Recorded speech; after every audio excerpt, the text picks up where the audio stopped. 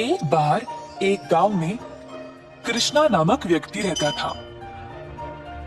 हर रोज वह दूध से घी बनाया करता था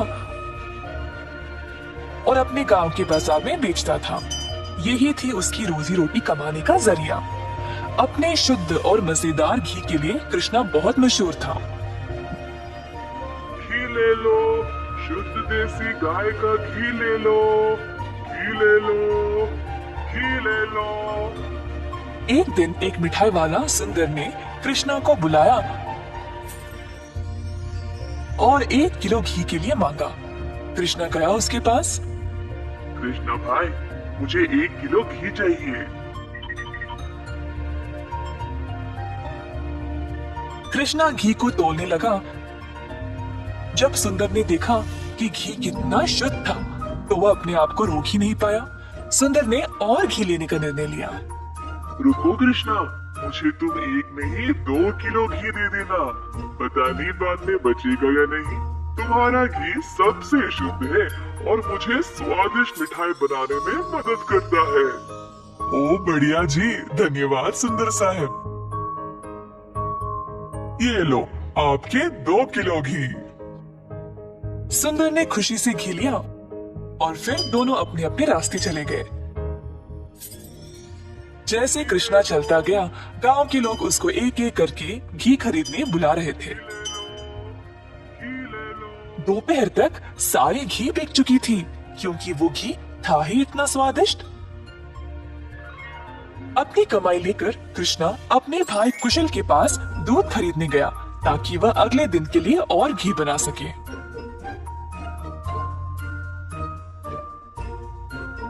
हर रोज कुशल देखता था कि उसका भाई बहुत घी बेचकर अच्छा पैसा कमा रहा था और उसका कारोबार दिन पे दिन और भी ज्यादा बढ़ने लगा। भाई, मुझे 5 लीटर दूध चाहिए घी बनाने के लिए। ओह, अभी तो मेरे पास नहीं है 5 लीटर। क्यों ना तुम शाम को आ जाओ, मैं तुम्हारे लिए बाजू में रखूंगा। कृष्णा के निकलने के बाद कुशल की पत्नी उसके लिए पानी लेके आई। देखा कमला, कृष्णा की तो किस्मत ही बदल रही है। दोपहर में ही इसने सारी घी बेच डाली और दूध के लिए वापस आया था। आप तो सारा दूध इनको ही दे देते हो ना, क्यों ना इस बार आप दूध में थोड़ा सा पानी मिला के दो।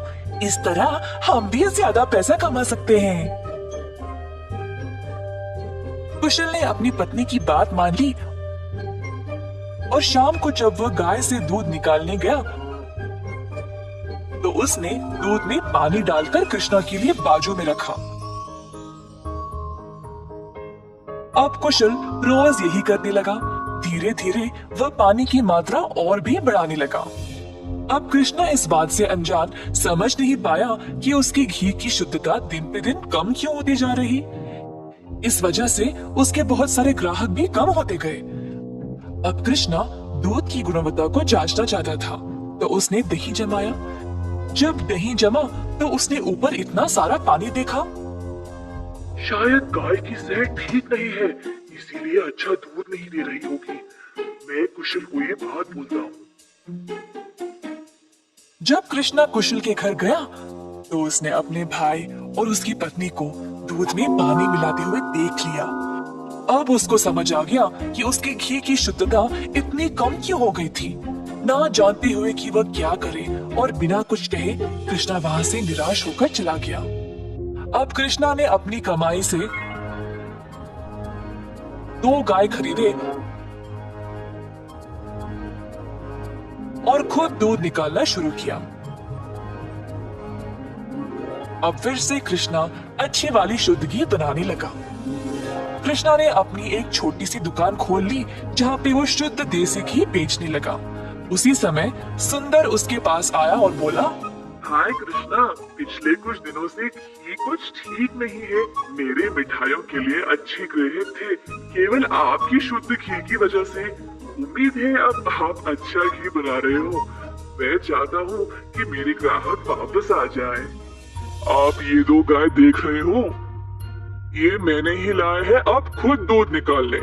अब से मैं ही दूध निकाल रहा हूँ, तो आज से घी भी सबसे बढ़िया मिलेगी। जैसे दिन बीतते गए, अब कृष्णा से और लोग घी खरीदने लगे। कुछ ही दिनों में कृष्णा ने और गाय खरीदे। उसने कुछ नौकरों को अपनी दुकान पर काम पे भी लगाया, हाथ बटाने के लिए। अंततः कृष्णा काफी अमीर बन गया और ईमानदारी से अपना कारोबार चला रहा था। इसी दौरान कुशल, जिसने अपने ही भाई की प्रतिष्ठा को बर्बाद करने की कोशिश की, गांव में अपने मिलावटी दूध के लिए पकड़ा गया। अब कुशल दूध भी नहीं बेच पाया और जल्द नुकसान में पड़ गया। उसे समझ नहीं आया कि अब वह क्या करे। कुशल को अपनी गलती का एहसास हुआ और अपने भाई से माफी मांगने गया। उसने कृष्णा से भीख मांगी, माफी के लिए और नौकरी के लिए, ताकि वह अपने कर्जों को चुका सके। दयालु कृष्णा ने तुरंत अपने भाई को क्षमा कर दिया और गायों और कामगार की देखरेख के लिए काम दे दिया। इस कहानी से हम ये सीखते हैं कि दिल से माफी मांगने वाले को माफ कर देना चाहिए और हमेशा एक अच्छी प्रतिष्ठा रखनी चाहिए।